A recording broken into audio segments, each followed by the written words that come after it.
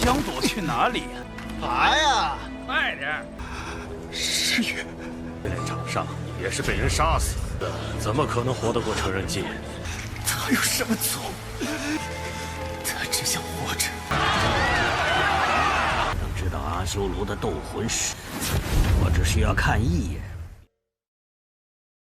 Halo guys, welcome back to Kobe Movie. Dan kalau dilihat dari reaksi kalian banyak sekali meminta buat melanjutkan Tonghua 1 ini. Sepertinya pada suka juga ya sama jalan cerita Raja Asura alias Youi. Yes, kalau dilihat dari episode 1 sampai 2 kemarin yang sudah Mimi buat, wah itu sungguh benar-benar awalan yang luar biasa nih.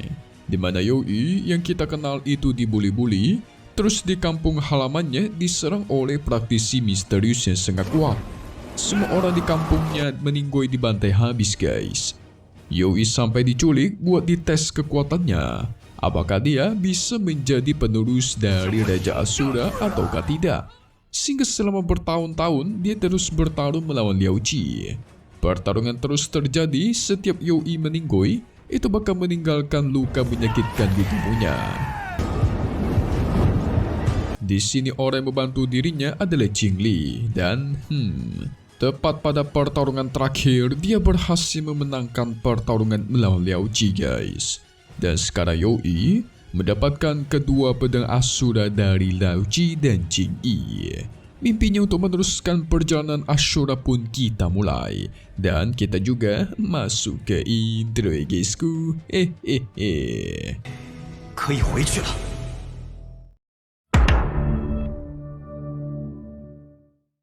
Singkat cerita, tepatnya di sebuah desa, ternyata temannya Youi alias Shi itu berhasil selamat. Dia ke rumah orang-orang untuk meminta makanan guys. Sekarang dia menjadi seorang pengemis yang bahkan meminta makanan aja, itu nggak ada mau kasih. Selalu diusir kemanapun dia pergi. Kalaupun ada yang kasih, itu dilempar ke tanah guys. Waduh, kacau. Terhina banget. Padahal kan dulu dia tuh anaknya ketua klan ya guys ya. Sekarang seperti ini. Dia nggak ada pilihan selain memakan yang makanan di bawah. Perut begitu lapar sudah berhari-hari tidak makan. 拿去，以后不要再来了。几天没吃东西了。又是你。 Shi terus berjalan tetapi dia bertemu dengan 3 orang pembuli yang dulu pernah membuli Youi. Kalau kalian ingat, Shi dulu membela Youi membuat ketiga orang ini tidak senang guys. Tetapi sekarang Shi sudah menjadi cacat, maka gantian dialah yang dibuli-buli nih. Waduh, benar-benar kasihan ya guys. 就对了嘛！让他之前那么嘚瑟。我是垃圾。还想躲去哪里呀？ Shi boleh pergi setelah dia melewati kolong kaki mereka. Sungguh terhina sekali. Tetapi tiba-tiba muncullah Youi yang menyerang mereka. 快点！但必须从我的胯下爬着。 Dengan mudah dia melumpuhkan ketiga pembuli sialan tersebut. Tentu itu membuat mereka bertiga terkejut. Youi yang sekarang itu berbeda jauh daripada Youi yang dulu. Di sini dia kesal bukan main guys akan para pembuli.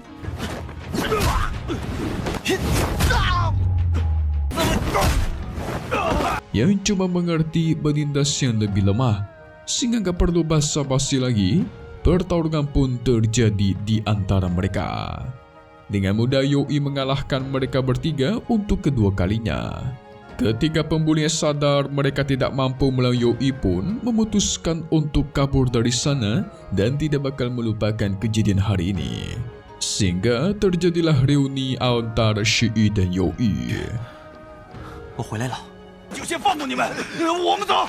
Kalau dihitung-hitung, kejadian pembantaian desa mereka itu sudah berlalu sekitar setahun yang lalu. Tetapi karena Youi disandra, dia tidak tahu apa yang terjadi di luar. Sehingga dia pun bertanya guys, apa yang terjadi setelah pembantaian berdarah di desa mereka. Shi menceritakan waktu itu, dia mencari sang Raja Ku untuk menyelamatkan Youi. Tetapi dirinya malah dikatai sudah pantas meninggoy dan berakhir diserang. Nasib untung Shi bisa menghindarinya, tetapi naas kaki kirinya harus terpotong. Shi masih terus memohon, Dia memohon untuk diberikan kesempatan bertarung mengikuti kompetisi pendewasaan nanti. Jadi di Ashura itu ada kompetisi pendewasaan yang mengharuskan mereka bertaruh satu sama lain di arena nanti guys. Untungnya Raja Ku menyetujuinya dan membiarkan Shui kabur dari sana.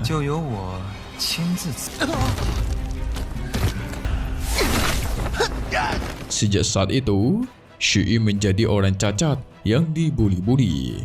Nah, sekarang gantian Youyi lah yang bercerita nih. Apa yang sudah terjadi kepada dirinya guys? Dimulai dari diculik oleh Liao Qi dan disekap. Dia harus mengalahkan Liao Qi baru bisa keluar. Dan akhirnya dirinya berhasil menang. Itu mengartikan Youyi sekarang sudah menjadi semakin kuat ya guys. Membuat Shui bangga bukan main. Dia bahkan ingin menyerahkan kalung tulang miliknya. Di mana kalung tulang tersebut sebenarnya merupakan tanda kehormatan sebagai seorang anak dari ketua klan guys. Tetapi Youyi menolak karena dia ingin mereka berdua lah yang bangkit bersama dan mengikuti kompetisi pendewasaan bersama-sama. Sehingga mereka berdua itu juga harus berjuang bersama dong. Shui sebenarnya sudah putus asa dengan kondisinya sekarang guys. Dulu memang dia dianggap sebagai sang jenius, tetapi sekarang dia seakan-akan bintang yang redup. Udah enggak bisa ngapa-ngapain lagi. Youyi memastikan dia bakal melindungi Shui, tetapi tindakannya ini malah membuat harga dirinya Shui itu runtuh. Ya walaupun gitu, Shui kita ini orang dewasa dan baik. Jadi dia hanya bisa mengucapkan terima kasih karena Youyi sudah mencarinya. Mereka berdua bakal menjadi sahabat selamanya guys.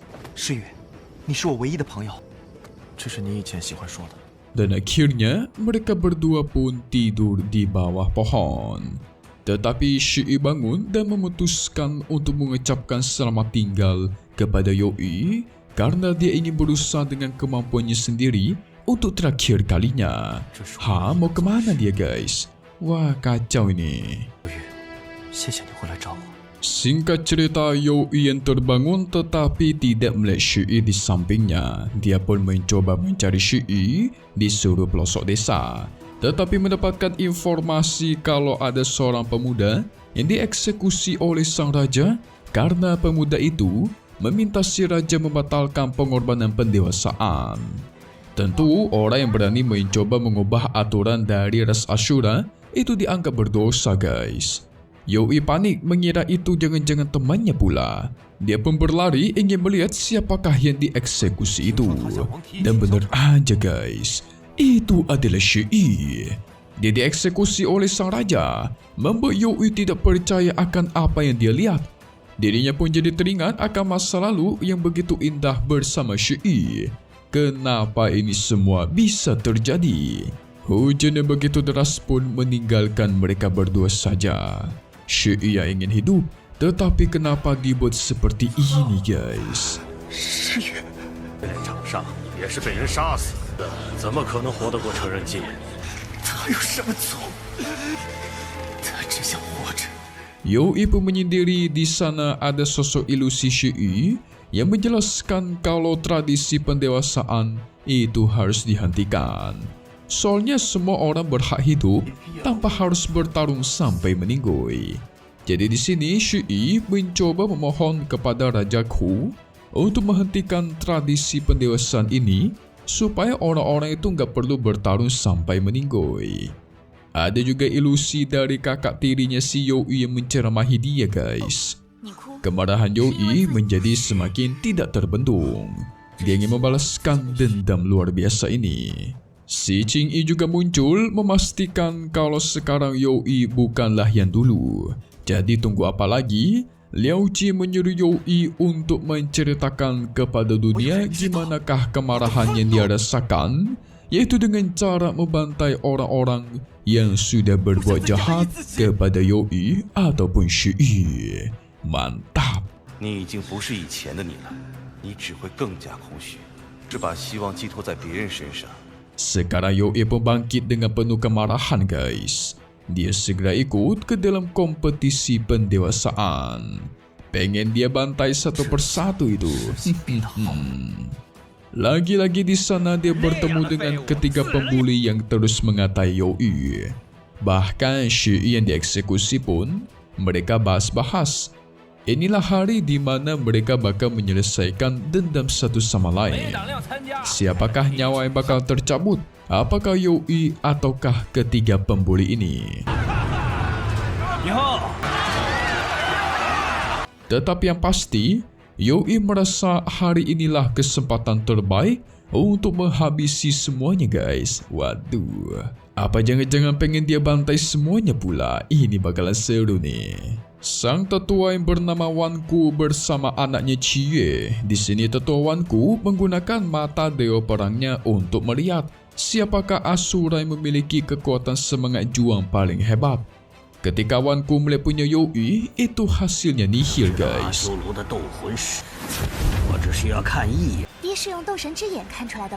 Cuman gambarnya putih doang, tidak ada energi sama sekali. Ini mengartikan kalau Youyi berbeda daripada yang lainnya karena tidak terdeteksi oleh mata dewa perangnya. Segera Wan Ku pun memulai pidatonya untuk memulai kompetisi pendewasaan. Hidup untuk pertempuran, pertempuran untuk hidup. Itulah jalan hidup dari Asura. Yang menang bakal jadi pejuang elit, sementara yang kalah itu jadi bintang semata. Jadi dalam ras Asura, mereka itu percaya guys, orang-orang yang meninggoy itu naik ke atas langit dan menjadi bintang. Semua orang harus bersiap mengikuti ujian paling sulit dari ras Asura mereka. Nah, ini bakal seru nih.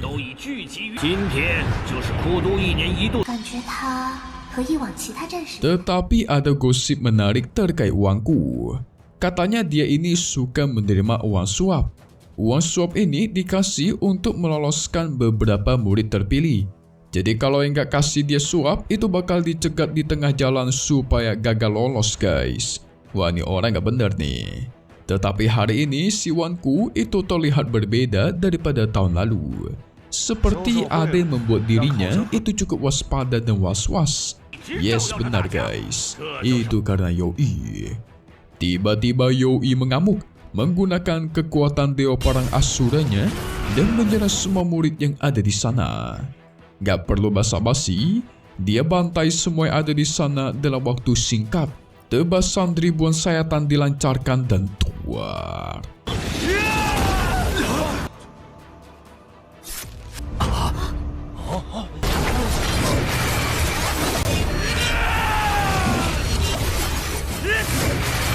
Gila-gila. Cuma dalam waktu singkat, semua yang ada di sana itu dibantai habis. Ngeri kali bos. Dalam hitungan sepersekian detik, arena yang tadi dipenuhi oleh para peserta sekarang menjadi kolam darah guys. Membuat semua penonton di sana auto terkejut. Inilah semangat seorang dewa perang Asura sesungguhnya. Youyi bakal menggunakan darah di sini untuk memperingati mendiang teman baiknya Shi. Wah, ini bakalan seru nih. Pembantaian besar-besaran itu sudah dilancarkan. Kira-kira apa yang bakal terjadi selanjutnya guys ya?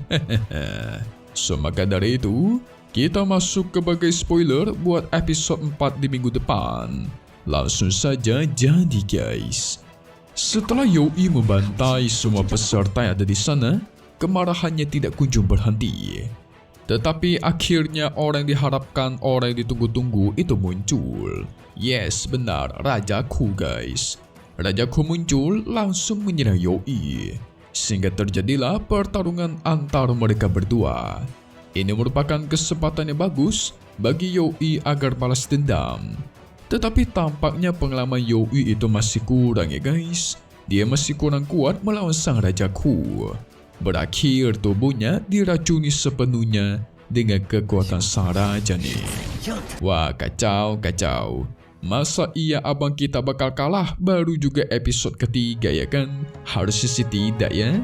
So seperti biasa, update lagi nanti untuk part selanjutnya yang kalian tunggu-tunggu di minggu depan hari Rabu lagi ya guys. Pastinya cuma di sini, Kobi Movie.